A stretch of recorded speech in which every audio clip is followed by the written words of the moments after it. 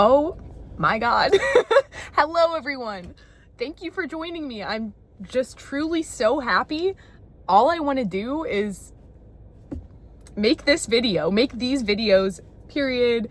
I'm so happy to be doing them. Thank you for joining me. Thank you for clicking. Now that I've spent 20 seconds saying that, oh my God. Let me just say, okay. When you realize that you want to create to honor God, you think it has to be this amazing, grandiose thing. You think you spend so much time in your mind and dwelling in that space of ego, holding yourself back from actually creating because you think it has to be something so magnificent, so wonderful to honor God, you know? I know I do. But here's the thing. In order to honor God,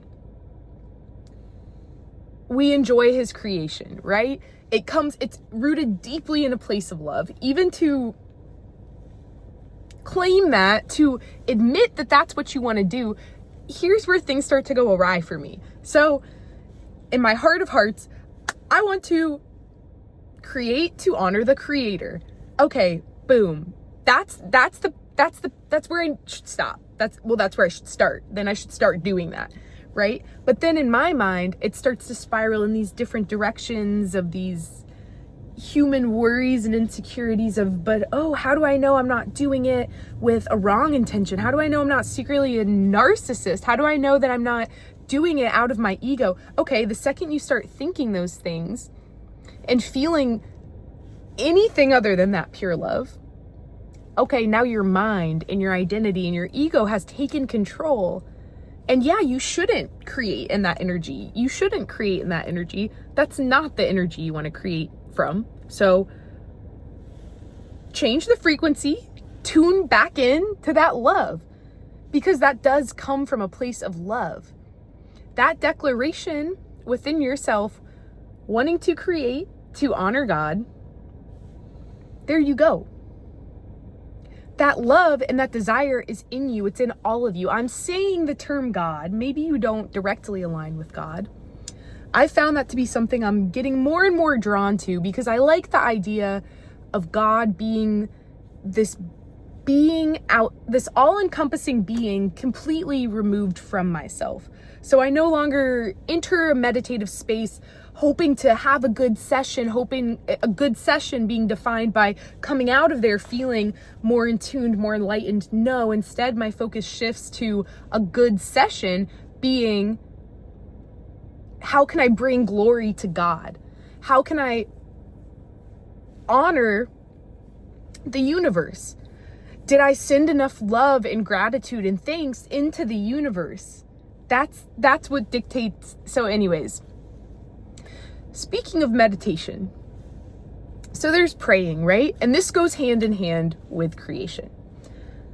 When we pray, which we should strive to live a lifestyle where this prayer is a constant, ongoing conversation, which means we're bringing God, we're bringing the universe, we're bringing mindfulness into each present moment by keeping this conversation going, right? So praying, we're talking to God as we should, you know, and that can be as casual as you want it to be.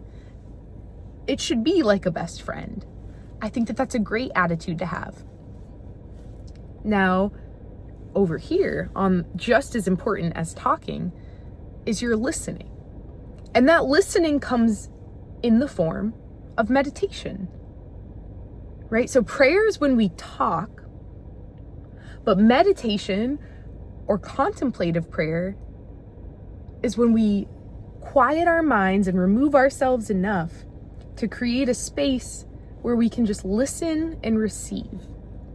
And now, of course, the practice of meditation, the practice of that contemplative prayer is something that you want to strive to bring into your lifestyle, where you can access that more frequently amidst all the noise and the chaos of everyday life, to be able to listen to the universe and God and be able to receive,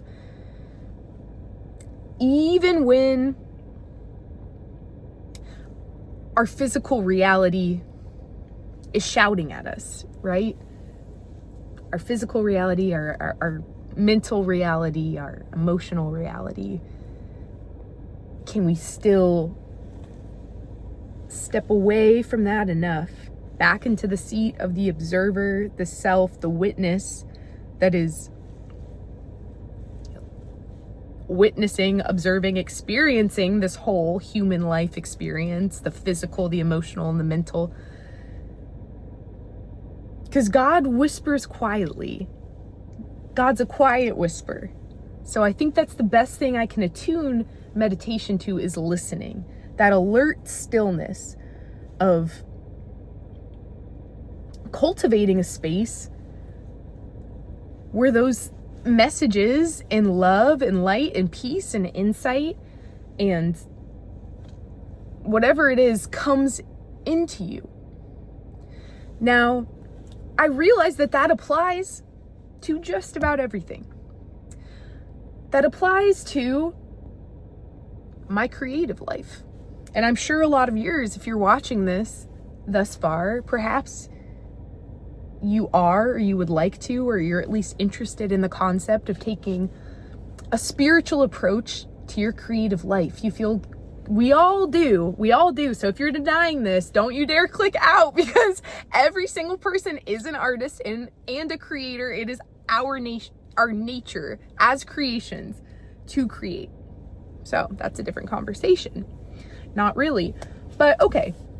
Oh, I want to honor God. I want to create art. I want to even remove God from the equation. I can't, but I want to create something beautiful. Okay. Instead of focusing on that and feeling anxiously, projecting that future anxiety onto that, thinking into the future, having an attachment to this end product that's non-existent. Just like prayer versus meditation, you're praying, you're saying the things you want. But what are you doing to cultivate a space where you can listen to the answers? Okay, you want to be an artist, you want to create, you want to this or that. Instead of focusing and putting pressure on yourself for that, shift your focus, shift your perspective to creating an environment for yourself that invites that in. What does your space look like, right? That's what I started to do is, okay, I'm caught up here in the aspects of my mental realm. I want to rewire my brain to attract these little bits of inspiration, to rewire my brain to think and feel confident as an artist and not feel insecure. I want to rewire my emotions, associate these emotions of love. I want all my art to be born out of pure love. But okay, what does my physical space look like? Does it invite that? All my art supplies are now stored in clear containers and spaces where I can see them out in the open. As a child, I loved to paint and do crafts on the floor. I have a cute carpet for myself. I have floor pillows now. I've made a little nest. I've made a space and an environment that invites that in. And I love and respect myself and take my art seriously enough now where I keep it clean. So whenever I do get that call or that urge, I've created a space that mirrors and reflects somebody who would be able to act upon it, right? So same goes for God. And of course you can go so deeply into this with manifestation and how when we manifest, we're basically praying. We're projecting so much energy into the future. We're defining, oftentimes we're associating it with a physical outcome. Okay, this is physically what I want my environment to be like. I want to achieve this goal. I want to get to this step. I want it to look like this. I want to make these achievements. Oh my God, I believe in manifestation 100,000%. It's not even a question. It doesn't even matter if I believe in it or not, or if you do or not, it's real. Anybody can do or be literally anything. And and it's a personal preference if you want that to come from the deepest level of love, if you want to associate it with God's will. And I think where that comes in is releasing this concrete idea of what it looks like. Instead, doing the work within yourself to think about what it feels like. Remove yourself from this physical outcome that you see. What do you think necessarily? What draws you to that physical outcome? What is that version of yourself, that reality that you want to jump into so badly? What does that person feel? What are they seeking from that achievement or that title that you're after? What does that feel like? And that is the key with manifestation, right? Is to embody that energy and bring it into your current reality so that by logic, you start naturally attracting the people, the scenarios, the situations that mirror that, because you're vibrating at that energetic level, right? That's correct. But if you want to live a life living according to God's will, being in tune with the flow of the universe, I think the important thing to do is be able to get to a space where you can receive and listen and familiarize yourself with that deep love, those deep rooted passions and callings within you, and release the idea of a concrete physical reality, and just release the need at all to control the outcome and how it gets reflected back to you. That's when faith and trust come in.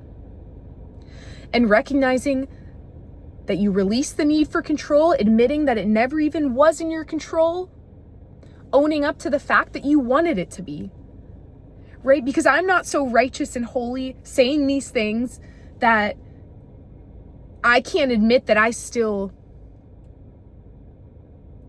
that my ego, my fragile human identity wants to be in control. That is an ever-going process. That's the point of faith. That's why it's important to have an ongoing conversation with God and practice listening to a lifestyle where we're listening to Him, because it doesn't always come naturally. It is our nature, but that doesn't mean it comes naturally, because the lives we've lived, the identities we've built are reinforced with brick and cement, baby. We've got that shiz solid. It's hard. It's not like a washable marker. No, we use permanent on that hoe. Sorry. I don't know why I'm talking crazy now. Like, this car came by with lights and it kind of threw me off my flow. But I hope that somebody caught this energy. Like, it wasn't necessarily, it felt a little bit more fiery, passionate but like it's coming from a place of light and love. What I'm saying is that it is, if not more important, to listen and practice the skill of listening. I'm talking about in terms of prayer and meditation with the divine.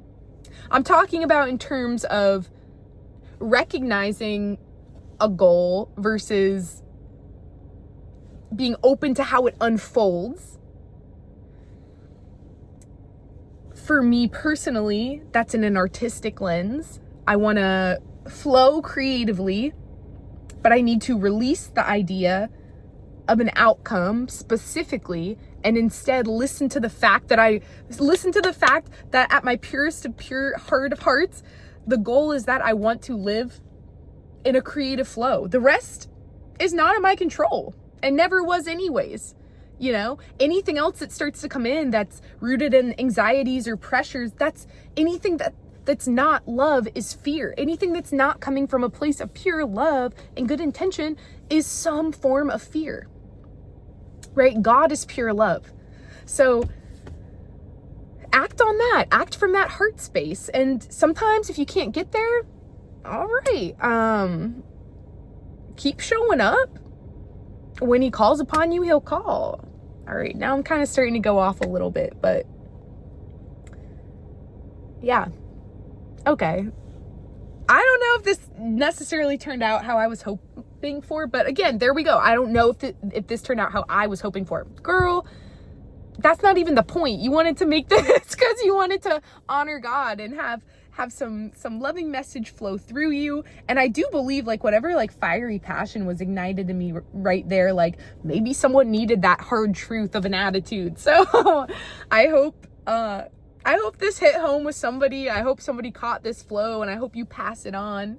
And I encourage you, just like with any relationship too, right? Like, oh, I want this wife. I want a relationship. I want a marriage like this. Like, why am I not married? Okay, you have this idea of this person you want to marry. Who's married to that person? You know, like, are you that person that's married? Just like this talking, this praying, this knowing what you want, saying what you want. But then are you listening? You know, like any relationship is two-sided. Your relationship with the divine isn't any different. So yes, praying's important, but it is just as, if not more important, to listen to, and God talks in a whisper. So listen closely. And he's with you all the time at any moment, right? It's just a matter of like, can you get quiet enough to listen? Can you let the thoughts pass? Can you let the gaps between thoughts be long enough for God to finish his sentence? Right? So anyways, peace, love. The sun has set. It's dark now. So sorry if this was not pleasant to watch or listen to. I don't know how my tone came across, but just know that my intention with this was love. I don't need to explain myself. I'm trying here. Right? I'm trying to make myself a vessel. The outcome is not my responsibility. This is yours now, okay? It's not necessarily your responsibility either, but I am trusting and having faith and believing that whatever urge caused me to make this video from my heart space has a purpose for doing so. All right? So I love you. Peace. In this video, close your phone, close your laptop, be quiet for a little bit. Be quiet. Let the thoughts pass by. Observe them. Do not engage. See how long you can make the gaps between your thoughts, right? And just close your eyes and focus on listening. All right. I'll get quiet. Peace.